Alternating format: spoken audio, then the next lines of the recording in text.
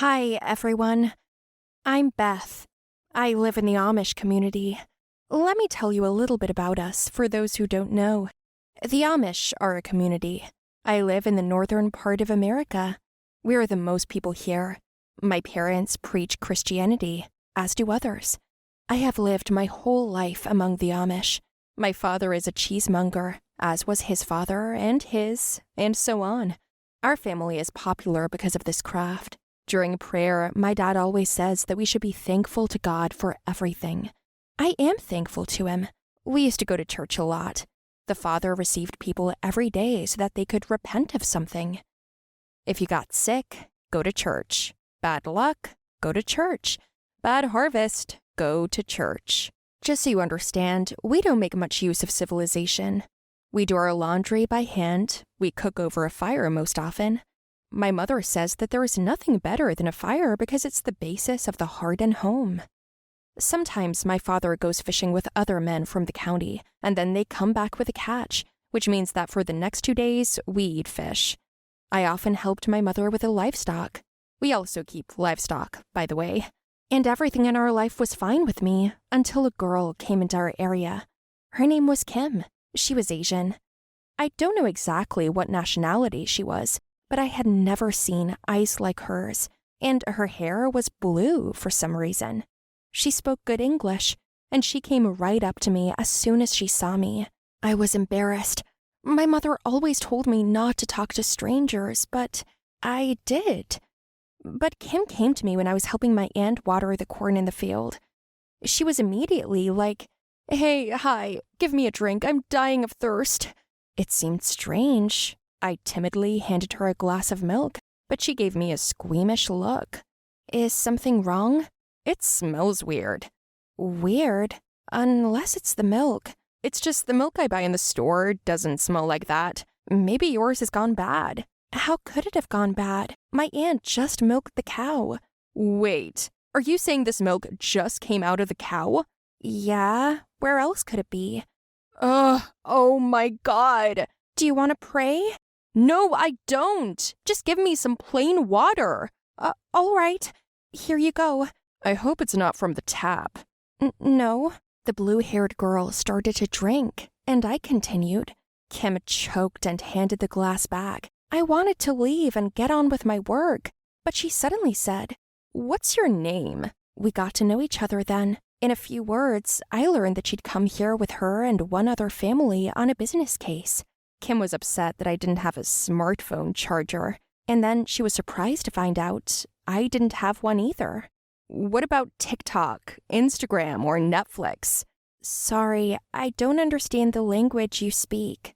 "Come on, it's awesome." "Wait, your clothes are weird too. What are you, stuck in the last century?" 19th. "Seriously? Is that normal?" It's...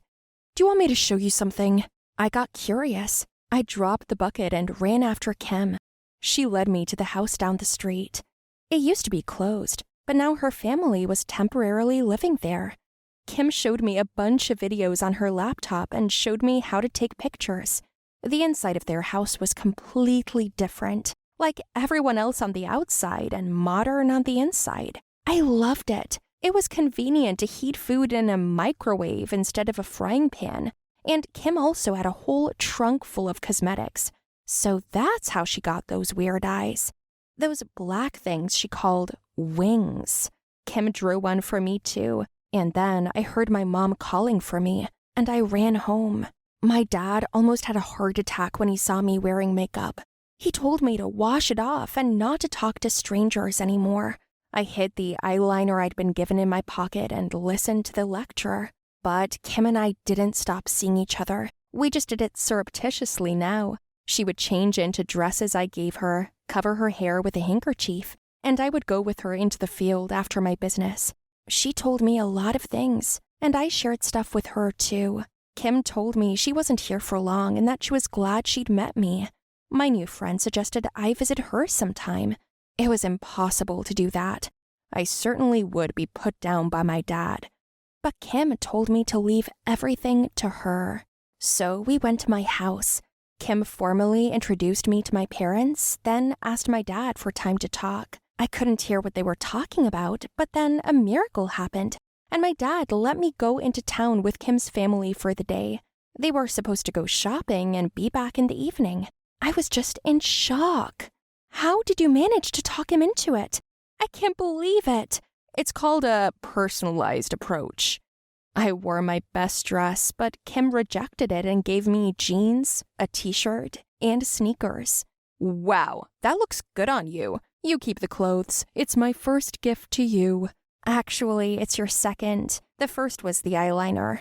Oh, come on. There's a lot more to come. Let's go. I was overwhelmed with a wave of new experiences. In all of my 12 years, I'd never traveled outside of my county. I didn't know there were such beautiful places, people, and so much more close to us.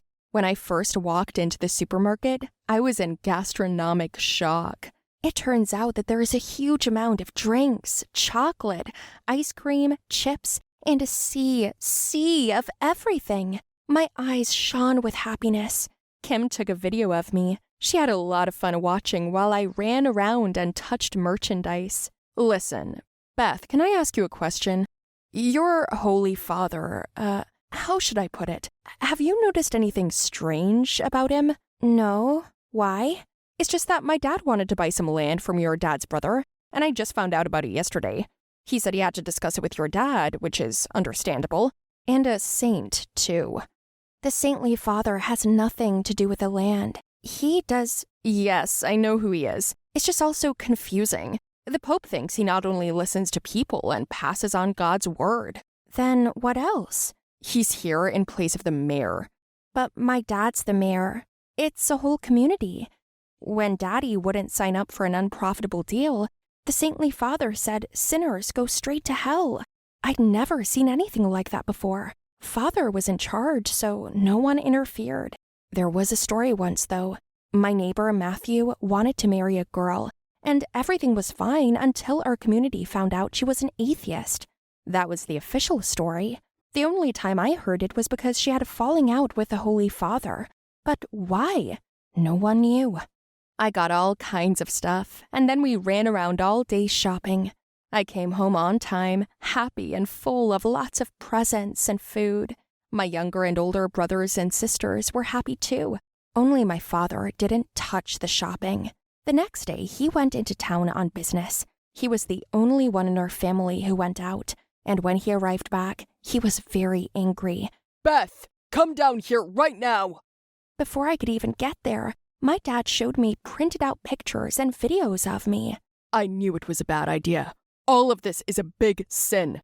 I trusted you. I thought you wouldn't fall for the perversion, that you would see the outside world and learn a lesson. You know I'm a cheesemaker. I'm known to many outside the county. I've been shown videos and pictures of you shopping and doing all these things our community denies. How could you betray me, Beth? But Father, it's not like that. Your friend was watching you. That's all. You're like a circus monkey for her to watch and then put on the goddamn internet and make everybody else laugh. That's not true. Go to church. God damn you. Dad was furious.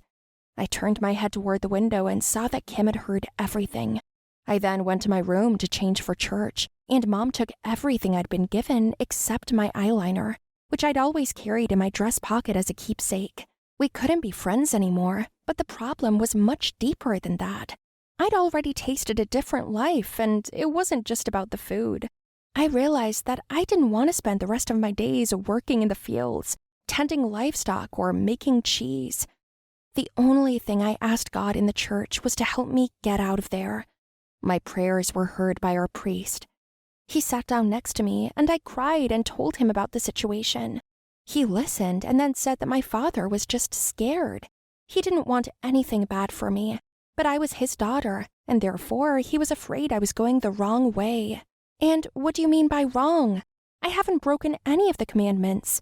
Father, you're not saying all these things now just because my father asked you to? Come on, my child. I wouldn't do that. You know what's most important to me. I worry about people. And you remember one thing, that all sinners... While he was talking, under the very last pew, I saw a bag with Dad's Frankie's cheese sign on it. Father said it was just a donation to the church, but I was so disappointed. And then Kim ran in and dragged my dad inside too. He was eavesdropping, and Kim spotted him. Now it's clear. They're in cahoots. Your father came to bribe the Holy Father. What if I put it all online, huh? Dad wanted to curse, but the Holy Father slowed him down, then asked me to go somewhere else to talk. Then my friend just shocked me. She said something I never expected. I have one condition. I take Beth away from all of you.